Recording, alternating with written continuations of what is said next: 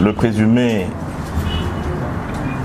désormais recherché ou poursuivi par la haute cour militaire, Joseph Kabila a parlé, non pas pour construire, non pas pour s'excuser, mais pour tenter une ultime manipulation. Comme on jette un filet dans un pays qu'on a longtemps capturé. Il est revenu le visage grave, la voix lente mais le cœur rempli de duplicité. Il nous a présenté ce qu'il appelle un pacte citoyen, en 12 points. Mais ne nous y trompons pas, ce n'est pas un pacte, c'est un piège. Ce n'est pas un programme, c'est de l'offensive politique, déguisée après son échec. Le plan principal, c'était la déstabilisation violente de notre pays par le M23 et l'Alliance Fleuve Congo. Et avec en pont le Rwanda et leur relais interne, avec Corneille Nangaa en tête de file. Je voulais vous parler un tout petit peu par rapport à cela de l'héritage dont a bénéficié le président de la République, Félix Tshisekedi. Car Joseph Kabila, dans son allocution, a voulu effacer l'histoire. Mais nous, peuple, on a la mémoire.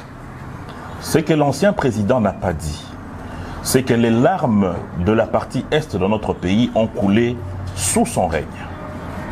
Non pas comme un accident, mais comme le fruit d'un calcul politique froid et cynique. Parce que nous nous posons des questions. Qui a intégré Bosco Ntaganda dans notre armée comme général, mais qui ensuite a revendiqué la nationalité rwandaise à la CPI? Qui a fait de Laurent Nkunda général de notre armée après qu'il ait participé à la guerre de 6 jours aux côtés des forces rwandaises, cette guerre qui a endeuillé nos compatriotes de Kisangani en force militaire grâce à un accord de paix fictif? Qui a permis les atterrissages nocturnes à Rutshuru, Bunagana, pour ravitailler les terroristes en armes, munitions, hommes et en stratégie? On se souviendra très bien que sous la présidence de Joseph Kabila, le territoire congolais avait été fragmenté en zone d'influence mafieuse, dans l'Est surtout. Des officiers étrangers opéraient au cœur même de notre armée grâce à des mixages, brassages et mélanges alambiqués afin de placer le champ rançon dans le fruit. Et grâce à cette alchimie, l'Est du Congo est devenu un désert diplomatique et un abattoir silencieux. Et aujourd'hui, il ose se présenter en sauveur. C'est de l'impudence absolue. Car la stratégie montée était en 3 phases. Première phase, déstabilisation de l'armée. Grâce à des mixages et à des brassages, notre armée a longtemps été affaiblie, avec des militaires à solde faible et aucune loi de programmation militaire. Et dans l'entretemps, le M23 a été renforcé en hommes, logistique et financement. Les relais, les anciens réseaux du pouvoir qui aujourd'hui veut redevenir les sauveurs de la RDC. L'objectif était simple, prendre Goma, Bukavu, ensuite Kisangani et le Haut-Katanga. S'aimer le chaos et forcer l'État à s'agenouiller. Comme ça n'a pas marché, il fallait la phase 2. Mener une guerre psychologique. Attaque médiatique. Désinformation. Démoralisation des troupes. Faire croire en l'échec de l'État. Amplifier les défaites de notre armée.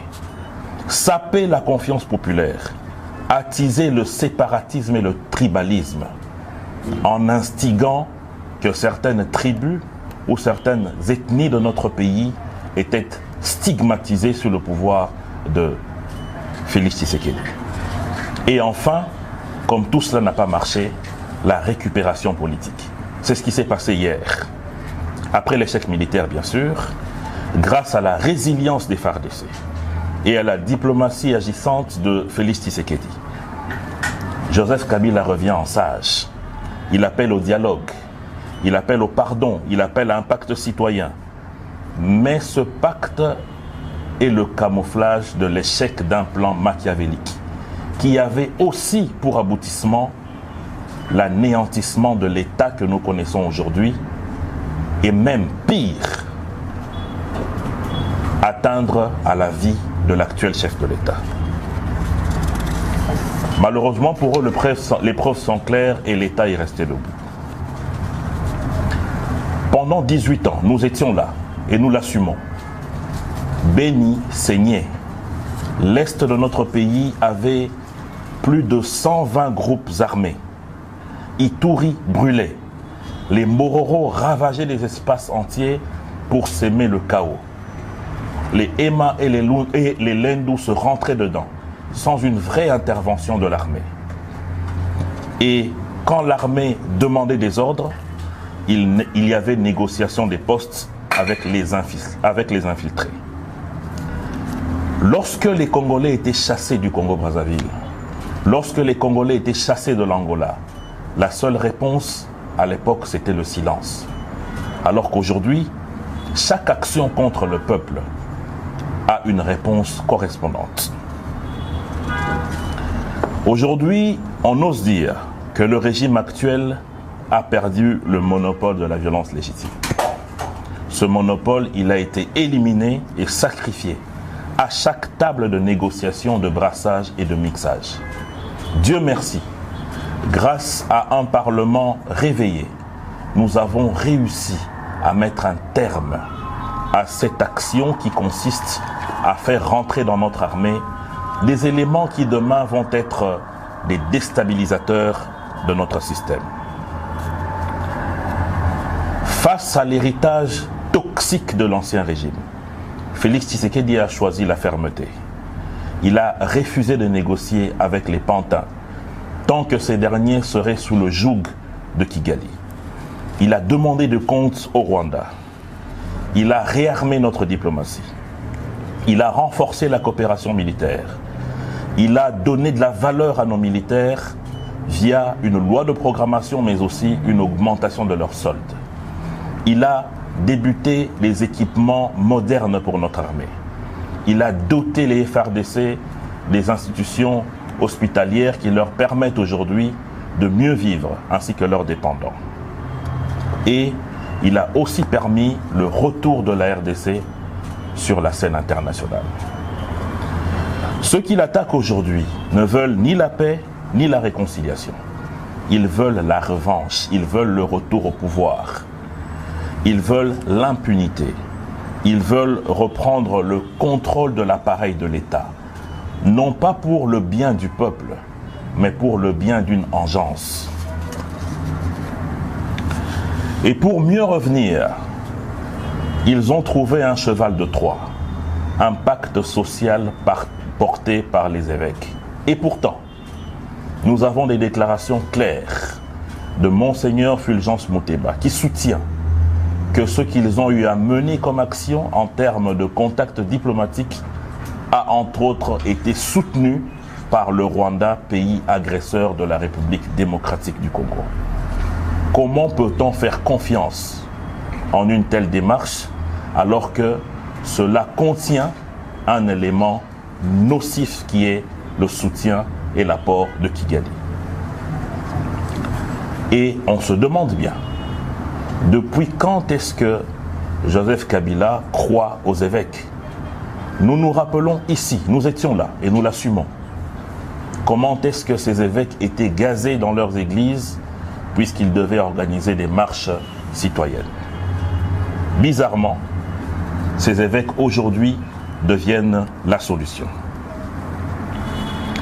Chose grave, dans son passage médiatique d'hier, personne n'a entendu une seule phrase où le Rwanda a été condamné, où le M23 a été apostrophé, où l'AFC a été condamné, où Corneille Nangaa et tous les autres terroristes ont été épinglés. Par contre, on a choisi délibérément de vilipender le pays et de s'attaquer au chef de l'État. Il crache ainsi sur le gouvernement d'un pays Et l'intention est très claire. Blanchir les criminels, absoudre les terroristes et donner un blanc-seing au Rwanda, pays agresseur de notre chère patrie.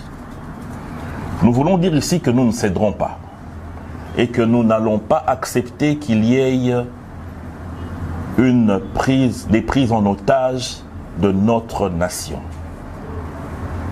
La démocratie, telle que déclinée aujourd'hui, ne donne qu'un seul moyen pour arriver au pouvoir, les élections. Il n'est donc plus acceptable aujourd'hui que les conciliabules, que des méthodes qui apportent la mort puissent être aujourd'hui utilisées pour que des personnalités qui pensent que la République démocratique du Congo leur appartient puissent revenir aux affaires.